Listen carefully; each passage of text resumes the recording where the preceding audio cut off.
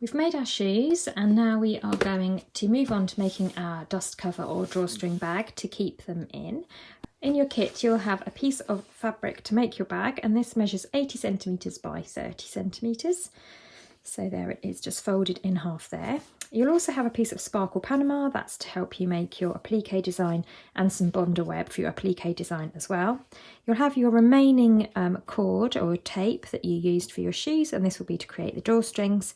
And also if you grab any leftover bits of fabric that you have from where you made your shoes, you can just add those onto your design as well.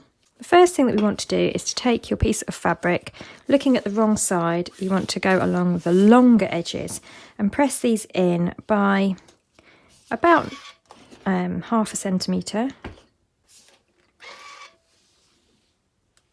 So a stingy centimetre, I'm just doing it by eye, so if you think about half a centimetre, you're just going to press in once and then press in again.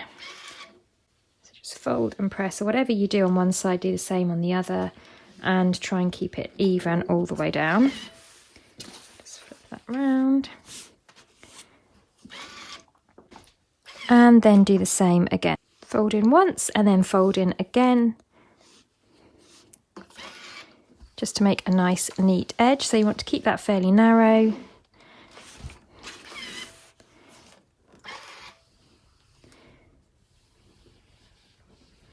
Like I say, overall, like a stingy centimetre of fabric should be showing there.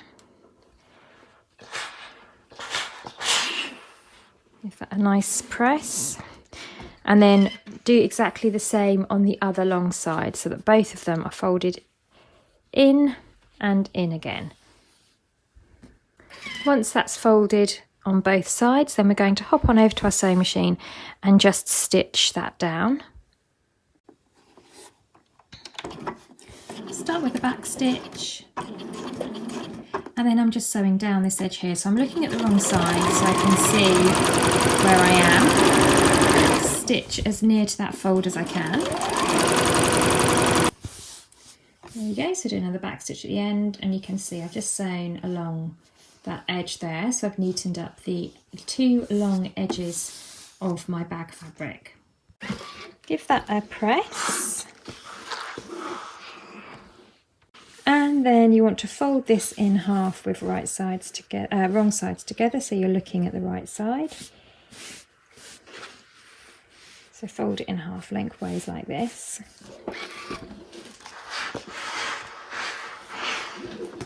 Trim off any thread tails.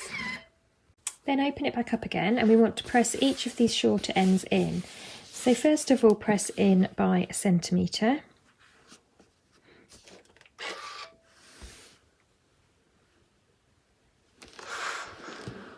And then press over by 4 centimetres.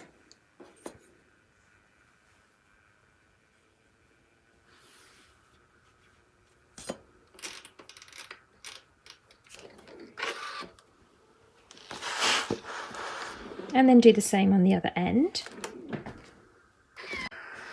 Then fold back in half again and just check that your ends are the same. Check that they match up. Your folds, and just press again in half.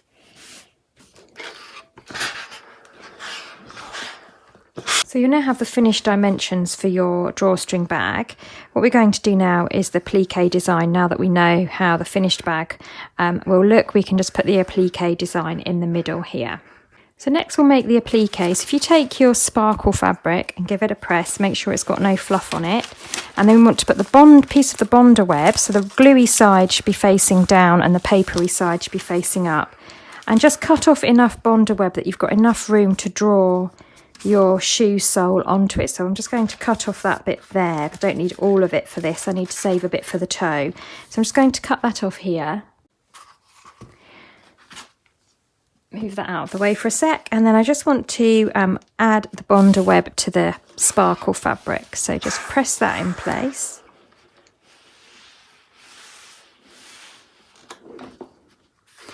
Yeah, there's no real right and wrong side to this Bonder web actually, it's pretty much, sorry, no right or wrong side to this Panama fabric. So I put that on there. Now I want to draw around, so that's nice and glued. I want to draw around the sole of my shoe to get my applique shape. So I'll put my shoe roughly sort of in the middle, and then I just want to draw around it. Doesn't really matter whether you use right or left shoe here, as long as you get a nice shoe shape. There we go. And then I want to grab my scissors and I'm going to cut that out. So I'm using my craft scissors, which I use for anything sticky. There we go, so I'll put that to one side. I mean, you could make these bags for anything actually. You could make them for sunglasses or anything you like with a little design on the front. And then I think I'm going to have mine with the toe pointing downwards. You could do it that way if you wanted to. It's all about your design and how you want to do this. So then what I do is I just peel off the paper. It's a bit tricky to get it off actually, it's really stuck down. But once you get going, there we are. You should be able to just peel off that paper area and you'll be left with a kind of a gluey residue on your fabric. There you go. Once it gets going, it gets going.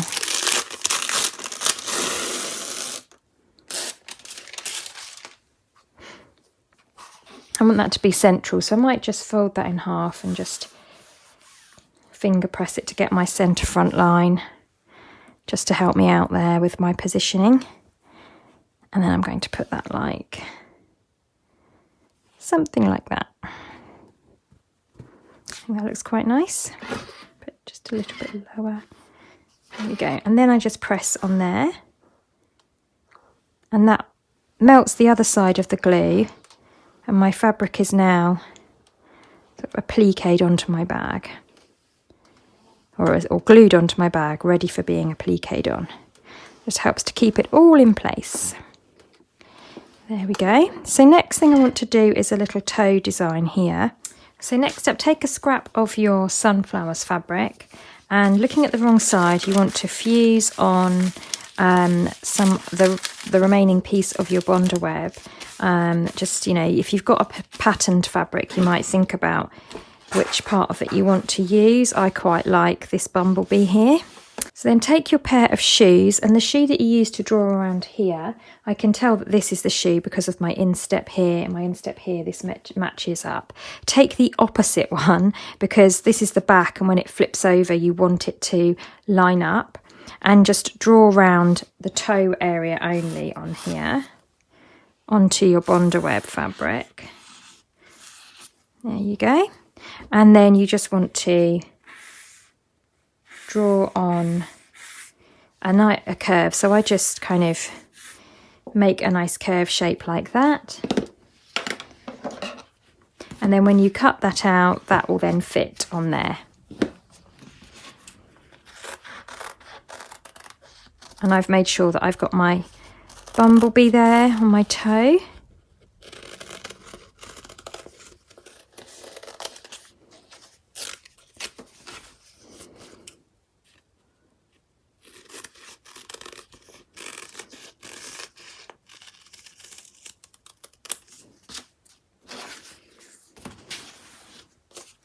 So you can see that then that matches up and fits on there really nicely. So I'll just peel away the paper as before. If you've not used Bonder web, you could always just try on a little scrap first to get used to it, but it's fairly straightforward. It's just a double-sided kind of glue. And then I'll pop that on there and just press that. So it stays. Don't worry, you can see that doesn't quite 100% line up there.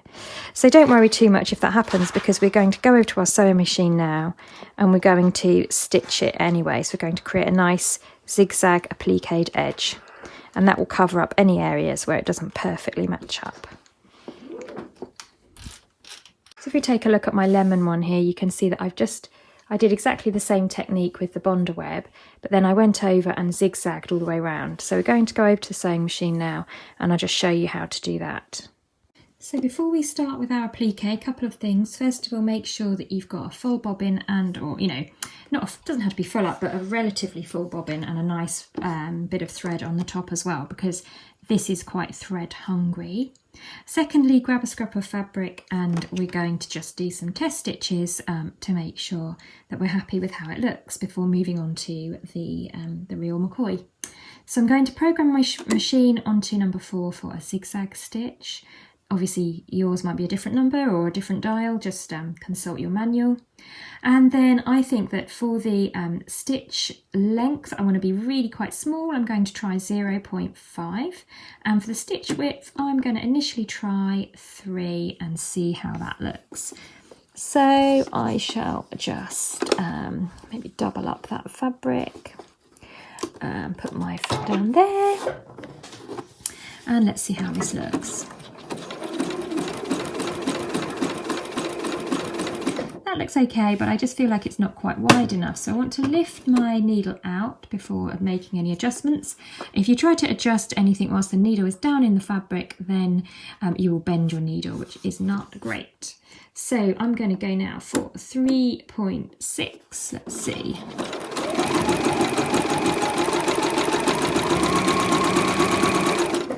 That looks better actually. Let's just take it out of there and have a look. So this zigzag here is a stitch width of 0.5 and a stitch width of 3.6. I'm just going to reduce my stitch width down slightly just to get a slightly closer applique. Now that will use up more thread, but I think that's kind of a bit too close actually. Let's try 0.4. Here's somewhere in the middle.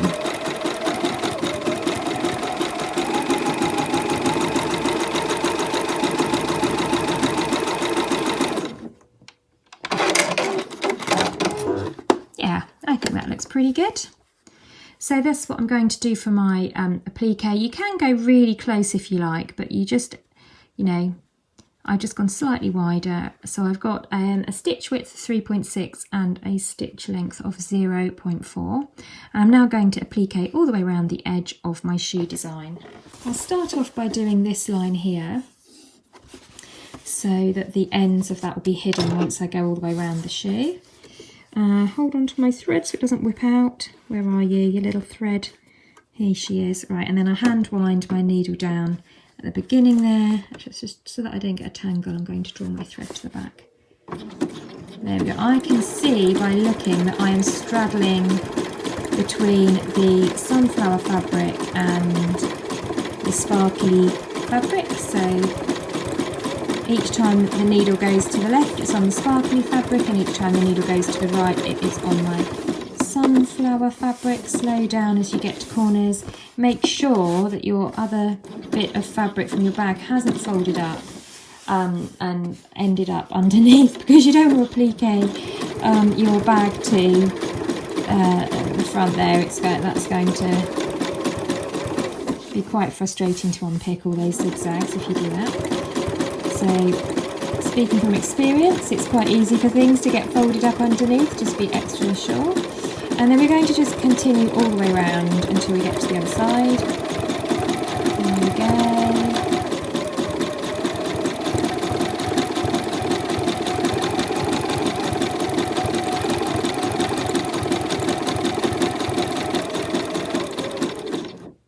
And then if you want to, you can do a little back stitch. There you go, so that looks quite attractive going across that arc there. So then I am going to do the perimeter of the shoe. So I'll just start somewhere up here. Doesn't really matter where, it's all going to be visible. And once again, I make sure that my needle is hugging the edge there. So the needle is going into the yellow fabric as it goes to the right. If I slow right down, actually, I'll slow this right down so you can see. And then when it comes to the left, it's going into the sparkle fabric. So I can even move you and zoom you in as close as I can to my needle so you can see. There you go, so I'm right on the edge there. covering up any raw edge of my sparkle fabric. And just, it's slow progress because we've got a short stitch length, but you will end up with a really nice edge to your applique design. So I'm going to speed up now a bit and continue all the way around until I come back to where I started. So you need to do the same, and then we'll proceed with the next stage of the make. I'm now coming back to where I started, so I want to just go back over my stitches just a little bit, do a back stitch, and we're done.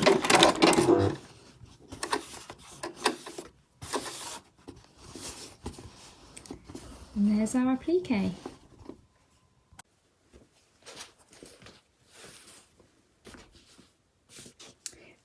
There's our lovely applique design there. So I've got a couple of little thread tails. You can either trim them off if you like, or you can just use a pin if you can locate them and just draw them into the back of your piece of work before trimming them off. Now it's time to finish our bag. So all of the design work is done, and if you are an embroidery enthusiast, of course you could even embroider some cool letters around the outside edge here. They could say, you know, happy summer days, or you could put, if it's a gift, you could put initials. You know, maybe you're somebody who is really into all this kind of beautiful surface decoration. There's just so much you could do to make this really special. I'm going to leave it at that because I'm more of a dressmaker, although I'm very admiring of all the lovely quilters and embroiderers out there, but this is about my kind of skill level right now. So what we're going to do is finish making our drawstring bag. So we're going to just put that right sides together here. Here we are. And then just fold out your, flatten out your folds that you made earlier. We really just did that so that we could position our applique. We made those folds so that we'll know where the bag will look, you know, how the bag will look when it's finished. But you want to just flatten those back out for now. Hopefully they'll stay pressed a little bit, which will make the next stages a bit easier. And then take your tape measure and you want to make a mark from the top, and you want to come 7 centimeters down, and then another 2, so 7 and 9. Same on the other side.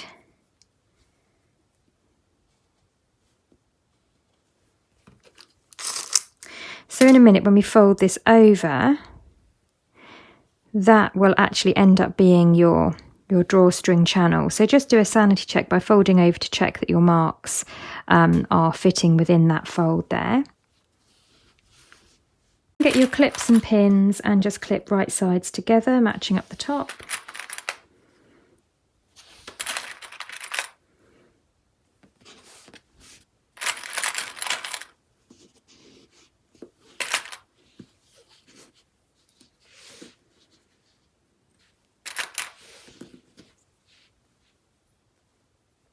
And then what we're going to do is, starting at the top, we'll do a back stitch. We'll sew down to here and do another back stitch. Cut our threads and start again at the second chalk mark, back stitch, and then sew all the way down to the bottom and do another back stitch. And then we'll repeat the same on the other side. So essentially we're sewing down our side seams, but we're leaving a 2 centimetre gap on either side. So don't forget there to put your machine back to a regular straight stitch. You don't want to zigzag this bit, and you want to come just to the inside of your folds that you made earlier, and then we're going to do a back stitch, so a couple of stitches forward, a couple of stitches back to lock that, and then you're going to continue down to your first chalk mark, and then when you get there you're going to do another back stitch again, and then cut your threads, and then move into the next chalk mark, back stitch, and then continue all the way down to the end.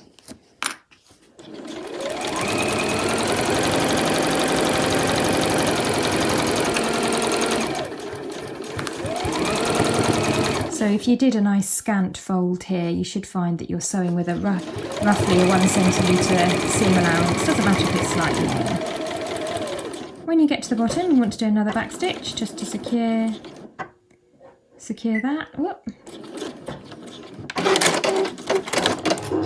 And then you're going to do exactly the same on the other side.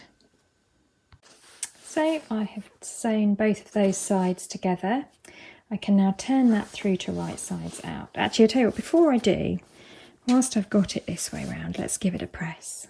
So pressing at every stage makes for a really neat project. So we'll just press those seams open and flat there. Do that on both sides.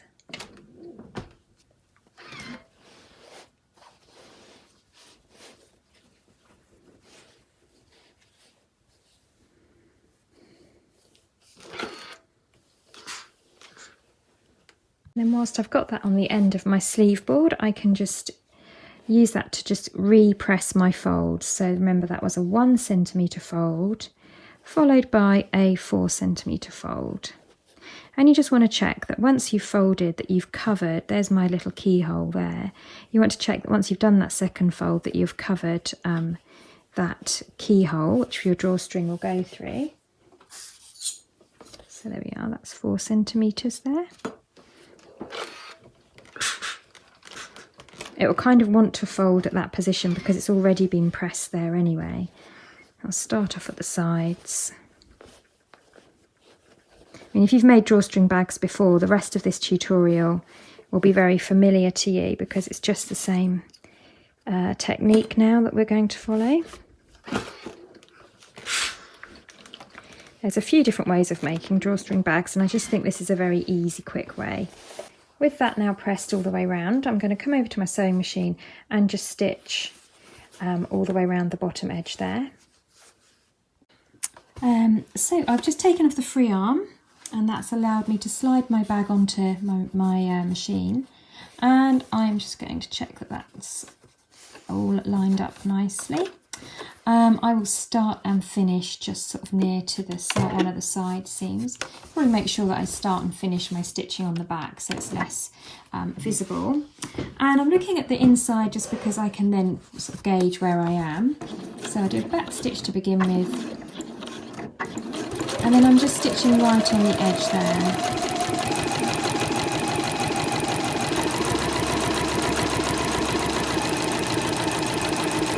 I'll just come all the way around, making sure that my bag can happily travel around the free arm without getting caught up. It's a few layers to plunk through when it gets to the seams, but it should be okay.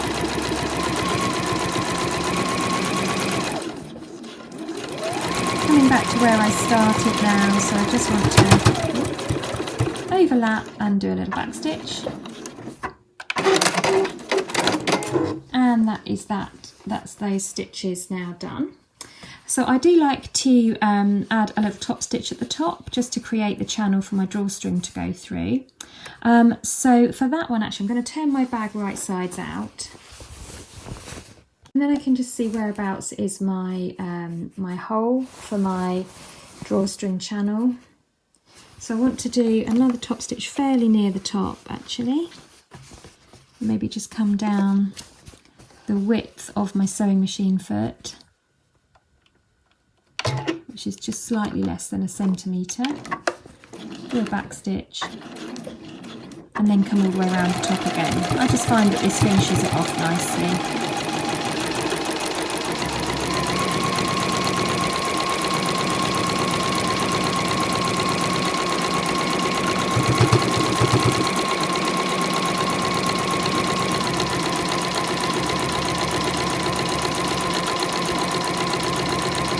Back to where I started, so I do a back stitch and that's done. There we have it. So our bag is all sewn up. We're just going to add our drawstring now. So take the remaining tape that you have left over and just fold it in half. So you want 2 equally long pieces. Attach one end to the tape. I mean, I would say this is, let's give you a length of what I've got left there. Just to let you know, in case you're not using a kit, that measures about 72 centimetres, so around about 70 centimetres. Post that in one side and just keep drawing it round. Now you want to go past the next hole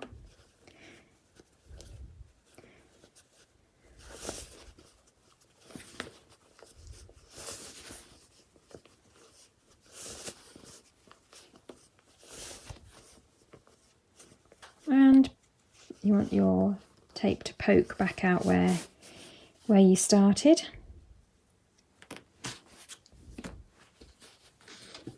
Make sure that it's not twisted at all. Make sure that it's sitting nice and flat and it hasn't got folded over.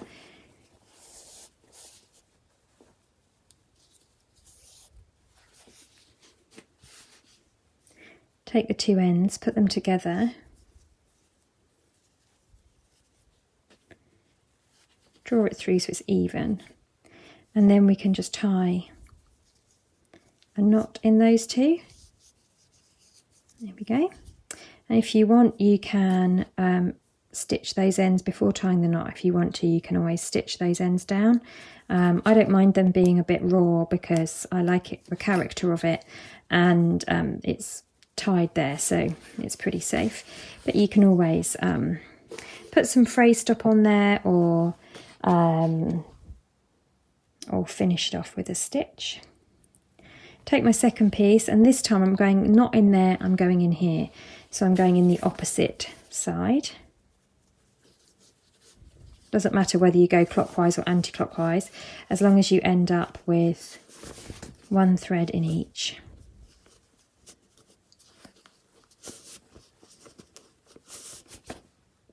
So you want to bypass the first of the two holes that you've made and then carry on all the way round.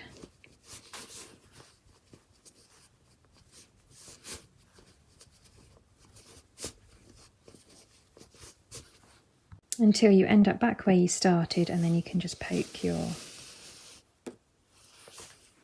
draw cord out there, and then we want to just pull that flat.